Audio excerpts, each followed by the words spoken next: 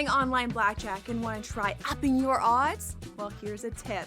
Cheat cards tell you statistics for whether you hit or stand on every move. If you're into stats, this could be your ticket to winning. And it is totally legal. Now, go get lucky. See you in Las Vegas. Let's get lucky. The Pirates use that thing, Joe. It's like once every 15 years, we'll hope for the perfect storm with lightning in a bottle, then we'll try to rebuild it again. Enough, man. In this day and age, with the prospects that you can certainly have by stinking every year and top-flight talent like you see in Paul Skeens, it's just a shame, and it gets on my nerves. Like, for me, being a Phillies fan, I think it's hilarious. Like, I never want Pittsburgh to be good. Why? Not because it's a rivalry. It's just a team you don't have to worry about in the playoffs, and your team can make the playoffs. The Early Line, only on SportsGrid. The NFL has ruined the concept of trade requests. It's not real. It's just a negotiating tactic. I'd appreciate reporters changing the language, because in the NBA, when a player requests a trade, they get dealt. In the NFL, nobody actually thinks it matters. If Jacoby Myers is going to buck that trend, and if Jacoby Myers is going to get traded, we'll see where he goes. Game time decisions, only on SportsGrid. Hopefully starting in 2027, where I think the schedule could just completely get blown up, which would be so exciting for the fans, the players. So there's interesting things that I've heard that that would be like one of the first things that could say that people are talking about, and that things could really get changed up a little bit. The Smiley Show, only on SportsGrid.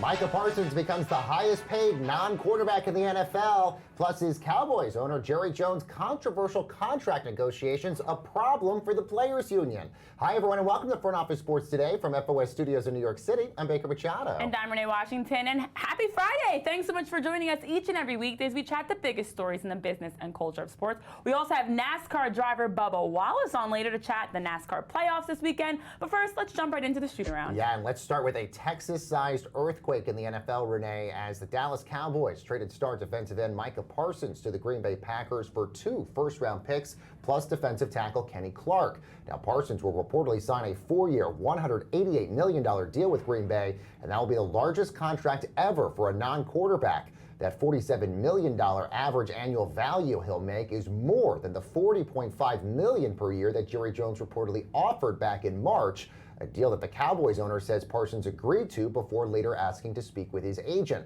Now, moments after the trade of the news broke, Parsons took to social media to say, quote, "I never wanted this chapter to end, but not everything was in my control. Through it all, I never made any demands. I never asked for anything more than fairness. I only asked the person that I trust to negotiate my contract be part of the process." So, Renee, let's first focus here on the Parsons aspect of the deal.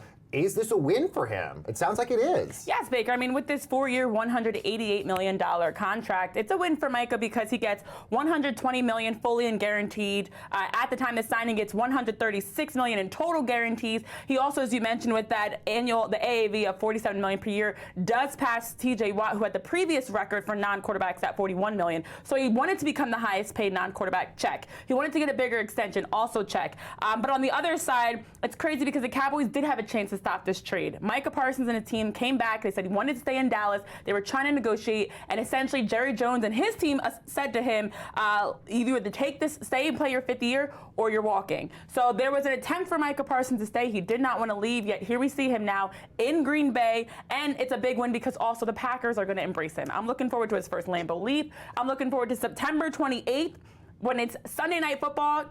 Cowboys, Packers, and also just excited for him in this new chapter. Also, the Packers, by the way, their odds of winning the Super Bowl also increased with Micah Parsons. But obviously, let's talk about the Jerry Jones and the Cowboys aspect of this, because Jerry Jones said trading his star defensive player will actually make the Cowboys a better postseason team. He said in a press conference Thursday night, quote, "In our judgment, this gives us a better chance to be a better team than we have been the last several years." Now, Jones is getting mocked heavily, Renee, about how he handled this. Is that fair? Well, it's also fair because Dallas in general is still in shambles after the surprising trade of 26-year-old NBA superstar Luka Doncic. True. And so you're dealing with this, that another 26-year-old star is getting traded in his prime. We're talking about 3-time All-Pro, 4-time Pro Bowler, 3-time Defensive Player of the Year finalist in Micah Parsons, one of the biggest names across the league, and you're letting him walk. And it felt like it was more about Jerry Jones' pride versus wanting to actually move on from Micah Parsons. I know Micah's brother, Terrence, even said that all Micah really wanted was respect in this negotiation process. It's all he was looking for.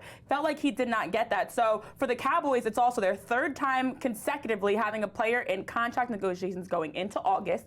CeeDee Lamb last year, it was guard Zach Martin the year before, but it does feel like a tipping point for the franchise that now it's not just a holdout, it's also a trade that happens and has people wondering, can Jerry Jones successfully continue to run this organization? And just in terms of the value here, a lot of people are saying maybe this is similar to what Khalil Mack got with the Bears and the Raiders, 2 first-round picks, but you also have to think the Packers are going to be a good team. So even if the Cowboys are hoping that the Packers are going to be terrible, this is likely going to be a late first-round pick that they're going to be getting. The Packers haven't picked in the top 10 since 2009, so that sort of has to play a role in here that they're going to get anybody like Micah Parsons again. Correct, and they try to compare it to the Herschel Walker move that led to the 90s Super Bowls that they won, but I don't think this is the same. Well, while most, as I mentioned, have been critical of Jerry Jones' handling of the Parsons situation, it does get to a larger question about owners who are also general managers of their teams and the handling of controversial contract negotiations. Former great Darrelle Revis released a statement before the Parsons trade this week. He said, quote, Jerry's actions in contract negotiations show that owners have no problem taking advantage of us, and when our union fails to respond, it sends a message that they'll be able to do the same in the next CBA negotiations if the current leadership remains in place. Well, that's a good point because this comes at a time that the NFLPA is already under question for how they're protecting players in the midst of contract negotiations, specifically because of this incident. But then you have Jerry Jones in the press conference after the trade, and he's calling Micah Michael. Which, whether he's disrespecting him or it's because of his age, either is a problem. But then on top of that, there's been a number of questionable ownerships. The league has been criticized and compared to by some, whether it's LeBron James, Troy Vincent, Brian Flores, Colin Kaepernick, that compared it to that of a plantation, about the ownership of billionaires not being comfortable and doing a good job of creating a positive environment for their players. This actually just makes and amplifies that and makes it a bigger point. So I think for as much as they've done around the Dan Snyders of the NFL to remove them, there's still a lot of bad apples in the ownership bunch. They're not all Jeffrey Lurie's, they're not all, the good ones, even the Arthur Blanks of the world. There's some very questionable ownership that makes the NFL look bad. All right, let's move to college football. We're about to see the most amount of teams in the top 10 play against each other this weekend, including that big game of Ohio State and Texas. But it looks like the biggest competition might be on the broadcast side. Let's talk about that in our main event. All right, let's bring in Front Office Sports college sports reporter Amanda Kristovich. So obviously a huge game this weekend, but it seems like the biggest rivalry is not on the field. It's actually between 2 broadcast networks. 100%. ESPN and Fox, in my opinion, are the biggest rivals in college football this season. Yes, you have Texas, Ohio State, but think of it this way. You have Texas, which is the crown jewel of the SEC, which is backed by ESPN, versus Ohio State, the reigning national champions from the Big Ten, backed by Fox. So if you sort of take a big picture business look at this, you'll really see that these 2 networks have been sort of dueling for control of college football for the past, I would say, 5 years. And they both have backed one of the 2 super conferences, and they are going to be duking it out off the field before the game with their pregame shows, in addition to, for the rest of the season, really. Yeah, so when you look at this as SEC versus Big Ten, Lee Corso and his final game versus the big noon kickoff with Dave Portnoy, who's got the slight edge in this rivalry as of now? Well, I think from a standpoint of the pregame shows, I would argue that College Game Day is just the incumbent show. They always have the edge. They always are getting more viewers than Big Noon. They are just the 40-year, I believe, incumbent. So Lee Corso having his swan song is obviously nice, but I don't think that is going to be the reason that they're going to get more viewers than Big Noon. Although I will say, on the other hand, that all of the drama surrounding Dave Portnoy and what my colleague Ryan Glass-Steagall has reported about his drama with Ohio State. That certainly adds a layer of interest to Big Noon. So I think whatever comes of this weekend from the pregame shows, I'm not sure that's going to be an indication of the rest of the season, but I would certainly be shocked if Big Noon beats out Game Day just because of Game Day's years-long incumbency. But this also comes as the SEC is looking to change their schedules to have more conference games and less out-of-conference games. So as a result, does it put more of an onus and all of these games like Ohio State and Texas more on a pedestal because we just aren't going to be getting very many of these? I think potentially. I also think the question becomes what types of matchups are we going to see in the expanded college football playoff? Now remember, Fox doesn't have any rights to the college football playoff, right? That's ESPN's show, and they've refused to give it up. Obviously, they've given some they've given some of their games to TNT, but really, you know, they're driving the bus with the college football playoff. So maybe ESPN, you know, just didn't really think that they needed as many of these interconference rivalries between the super conferences. I will note, though, that on Saturday, Fox does have the actual rights to the actual game, even though both networks will be at the pregame. So, you know, this is an opportunity for Fox to really shine. All going to be incredible to watch as we officially really kick off the college football season. I know a very busy time for you. Amanda Kristovich, thank you so very much. And coming up next, everyone, NASCAR driver Bubba Wallace joining me and Renee in studio. He's going to be talking about the NASCAR playoff ahead this weekend and so much more. Don't go anywhere.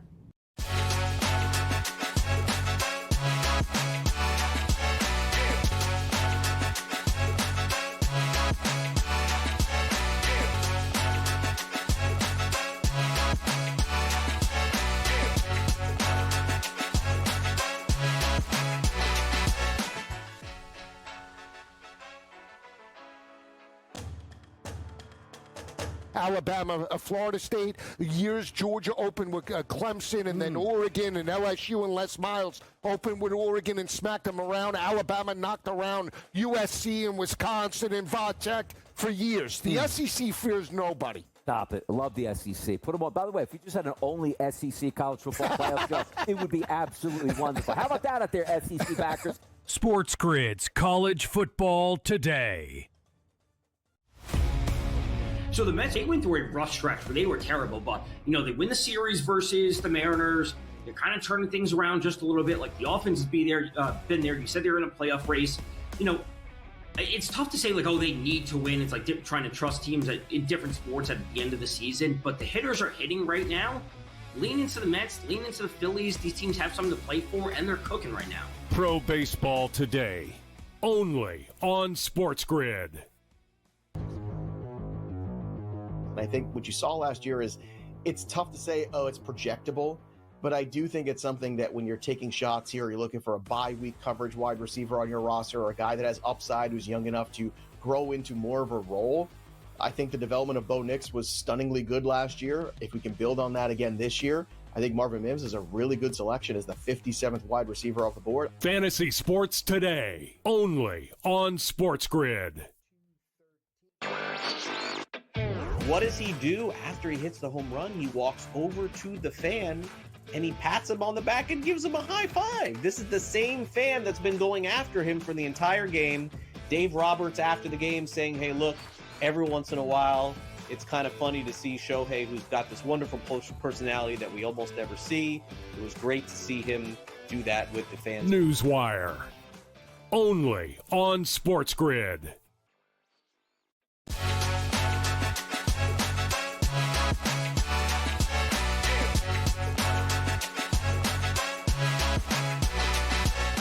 Welcome back, everyone, to Front Office Sports Today with Renee Washington, Baker Machado. What's been a very good year for Bubba Wallace as the NASCAR driver became a dad for the very first time, plus became the very first black driver to win at the Indianapolis Motor Speedway, all ahead of the NASCAR playoffs happening very soon. So let's bring in the man, the myth, the legend, Bubba Wallace in studio. Hi, Bubba. How we doing, guys? Good to have you here. So let's talk about that big win that you had in Indianapolis a few weeks ago. What did that moment mean for you? Yeah, it was, we locked ourselves into the playoffs. We're fighting for a championship. Right, that got you into the playoffs. That got us in. So we win, you're in.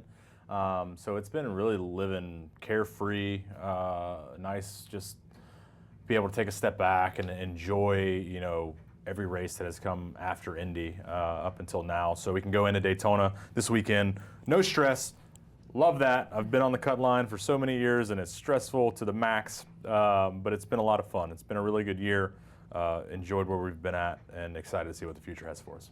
And you've also been the first for so many things, going back to even 2008 when you were the youngest to win at Franklin County Speedway, to 2013 as the first black driver to win a NASCAR race. What do these trailblazing moments mean for you to be the first? Yeah, it's just something that's always kind of been there, and it's kind of become second nature to me. I've always just focused on trying to be the best on the racetrack and letting everything else settle in place behind, and I think I've shaken out okay with the way that's worked out.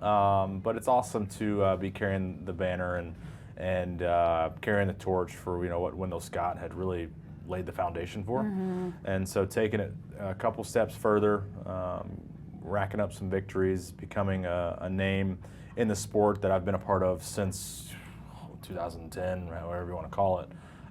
It's just been a lot of fun. Really thankful for all the people that have helped me get to where I'm at, all the opportunities, all the different car owners I've raced for, and now we're here with an awesome team with 2311. MJ and Denny are the other owners, and it's been just something I don't even know how to describe it. It's just very fortunate, very blessed. Well, I mentioned also you're a new dad too, and you've posted lots of photos of your newborn on Instagram, and you even brought them to Indianapolis when you won that race. What has maybe becoming a father meant to you as a driver, and has it changed maybe your perspective of things now? Yeah, for sure. Now putting family first over racing has been the biggest transition. For ever since I was 9, it's always just been racing, right? And everything else came second. Well, that's not really the case when Bex needs a diaper change, and that's the only thing you have to think about is not throwing up from the smell. But you look at, as nasty as those times are, you look at the moments where in that time you're not thinking about anything other than changing a diaper and making sure he's happy and fed and all this stuff, right? And so I've actually enjoyed that. It gives you a break from this crazy life that we live, on track, and you focus on the more important things. So he is incredible. I just got off FaceTime with him. He just got a haircut. So he's was it his first haircut? That was his second. So yeah, his hair hair grows just as quick as mine, like super fast. And I felt like it was just last week where he got his first haircut. But you guys are going to share a barber in no time. I know, right?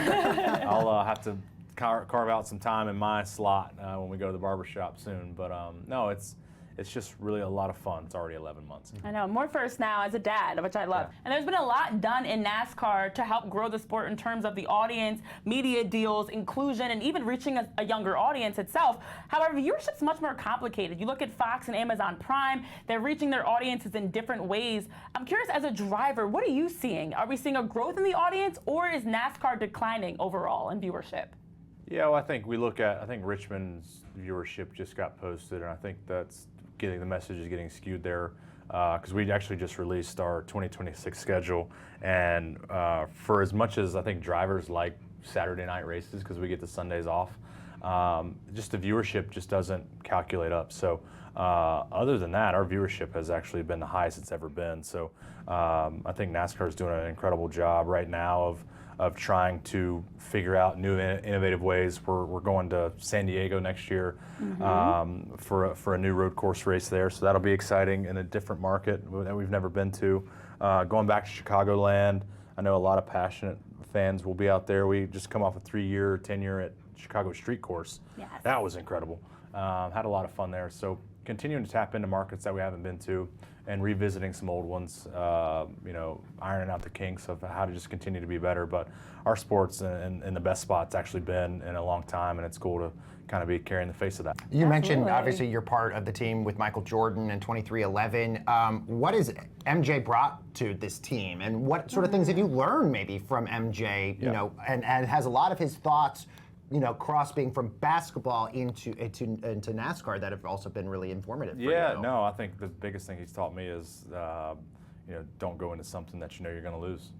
So I don't think we'll ever see him in a race car, and you won't ever see me play him. You won't ever see me play him one-on-one. So yeah, I love that. I love that. By the way, how do you think MJ would do in a race car? Curious. I guess we'll never know. I don't know. One of life's mysteries. We'll never know either. That's right. But it has been a tough time right now for 23XI around the lawsuit and everything. Just the details continue to get ironed out with that December date on the calendar. As a driver, is there any impact, conversation, involvement, anything that you have your hand in terms of conversations around this? No, that's above my pay grade, and they just tell me to go out and win races. And look what we did at Indy. In the midst of it all, it doesn't stop me from going out and trying to be the best that I can and represent all of our partners and everybody on this team the best way we can. That's by winning. Let's end things on the playoffs. Obviously, we're so excited for you making it. What's your mindset going into it, and how do you sort of see this playing out here? I look at our team. We've gotten hot at the right time. Richmond was a little bit of a setback for us, but it's nice to get the mistakes out of the way. That way we can go into next weekend at Darlington and have 10 mistake-free weeks and hoist the trophy over our head. So I got the utmost confidence that our group can do it, and we're right where we want to be. So with dad strength and the playoffs coming up, does this season feel different to you as a driver, personally and professionally, in the final seconds? 100%. Every season it changes, but this one we've executed more so than I ever have. Our team has just been incredible, bringing in Charles as the new crew chief. He's figuring out the cup ranks, so there's a lot of good that is pointed our way to not be able to capitalize on it in the end. Well, we're wishing you the best of luck for the playoffs, Bubba. Thank you so much for joining us. Thank you. And we got a lot more Front Office Sports today headed your way right after this quick break.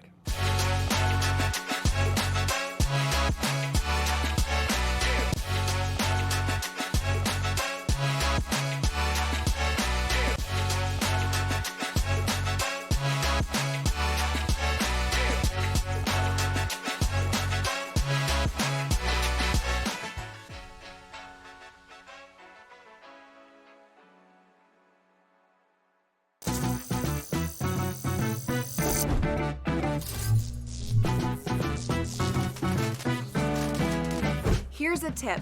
Some machines and online games have higher average payouts than others. Want to try to maximize your odds? Well, do some research online to find games which have the highest RTP or return to player percentage. So now, go get lucky. See you in Las Vegas. Let's get lucky. Devon Acham, catfish years are really tricky. I'm not saying he's going to be on the PUP list or anything like that, but it is something to monitor. And he is a small running back, and I think chasing last season is just a problem. I can't take him over Derrick Henry at the end of the first round. I think it's crazy. And Ollie Gordon's a player we talked about. Here's the preseason stats for Ollie Gordon, Matt. 26 attempts, 126 rushing yards, 4.8 yards per carry, and a touchdown. Fantasy only on SportsGrid. Shohei Ohtani was minus 20,000, I believe, Tom, when we were talking last week. He's down to a minus 4,000, which I still think is fun. I don't know who say, now's the time to bet the minus 4,000 here and win some money. Schwarber's a 12-1 price, Machado 10-1, Soto 200-1. It's still going to be Ohtani's award here. They're not playing great baseball for the Dodgers, but I do find it funny. Like, what is the difference between minus 20,000 and minus 4,000? Who knows? Who's got that much money to play anyway? Pro Baseball Today, only on SportsGrid. Arch Manning is a 7-1 price to win it. You take a look at Cade Klubnik here for Clemson. He's a 9-1 price. Nussmeier. Then we see Jeremiah Smith. He ain't a quarterback, Joe. He's a wide receiver. Love those wide receivers. Yeah, Ryan Williams is another one from Alabama. Yep. Jeremiah Smith and Ryan Williams will battle it out for best wide receiver, potentially leading their teams to a college football playoff. SportsGrid's College Football Today.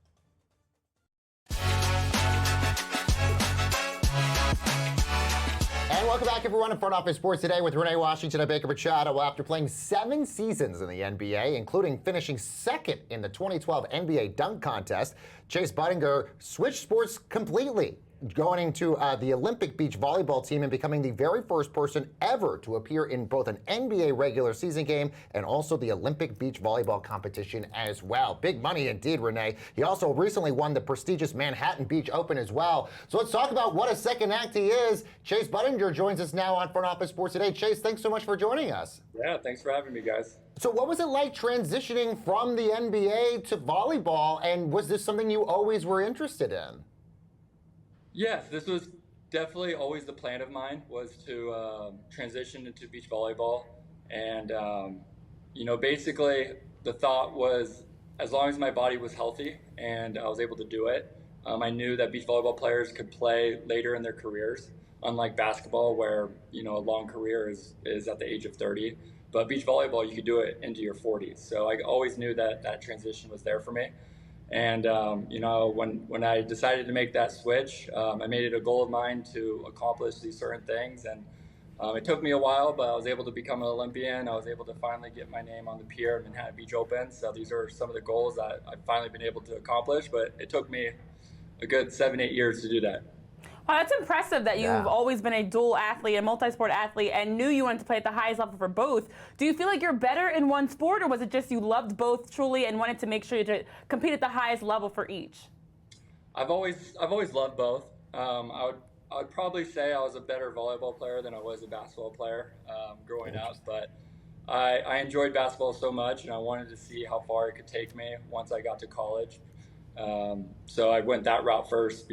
Before then, obviously, changing to volleyball. Well, I'm curious, having played in the NBA and now doing beach volleyball, are there skills and things that you have utilized in your NBA years that translate well to volleyball? And I'm curious, do you think other pro athletes, even those in the NBA, could also make the transition? Yeah, I've definitely used a lot of my my work ethic and my professionalism and all that I've learned from my basketball, my career, to kind of transition and bring that with me to the volleyball because, I was kind of a late bloomer on the beach volleyball circuit. So I had to kind of play catch up and I had to kind of fine tune my skills a lot sooner and faster than most others. So luckily I was able to bring that. But as far as other athletes trying to do it, I think it would be very tough because I've had such a big background of volleyball growing up, it was an easier transition to get back into it.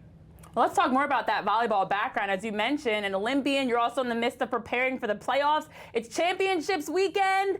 Can you tell us a little bit more about what's in store this weekend for you as you're competing to win some hardware? Yeah, we're down here at Oak Street Beach at the Chicago AVP Championships. It's for all the marbles. It's a fun single-limb tournament starting on Saturday and leading up until Sunday for the finals. So it's always a fun atmosphere here. Chicago fans, they come out, they support, they go crazy. So it's always a fun vibe here in Chicago, and it's always one of my favorite tournaments. And I was going to say, having been in the NBA and doing this, are there things that you feel like volleyball is on the cusp of becoming a bigger and larger sport, and do you sort of feel like you'll help promoting this as a result of that? I hope so. I mean, volleyball is such a fun and cool sport, and people, that get involved with it or watch it, they really do fall in love with it. We just need more people to get their eyes on the sport and to come out and see it in person because it's such a beautiful and wonderful sport. Well, that's why Chase is here to do just that, Chase. Best of luck at this weekend for the championships that are happening in Chicago. Go win some hardware. Yeah, thank you. I appreciate it. All right. We won it last year, so we're defending our title. Yes, you are. Right. I saw that. That's right. Let them know. Coming back to win again. Chase Budinger, thank you so much, Chase, for joining us. We got a lot more Front Office Sports Today headed your way right after this quick break.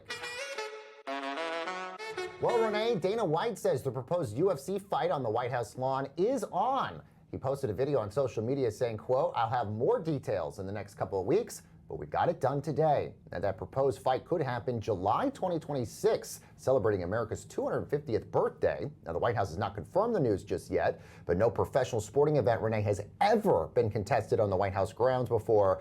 And former champs Conor McGregor and John Jones both have said they're interested if this fight actually happens. Yeah, I mean, you're talking about CEO Dana White confirming the White House news, which I thought was pretty interesting. But as he mentioned, it could not have gone any better. And now you do have Conor McGregor, who we haven't seen fight since 2021. He actually backed out of a 2024 fight with an injury. You've got Joe Jones, who's also also at one point was retired, now trying to come back. This is something that if you're a fighter, you're an athlete of any sort, you want to be a part of this major event. So now we are just curious, what would it look like in honor of the birthplace of America, celebrating 250 years, to have this happen on the White House lawn? But pretty cool sport. Yeah, interesting. And by the way, I think the biggest sports thing ever in the White House lawn was a bowling alley during the Nixon year. So this is totally different, and see what happens from here. All right, guys, we're off Monday for Labor Day. We'll get you ready for the NFL kickoff next week. We'll see you next time. Thanks so much for joining us.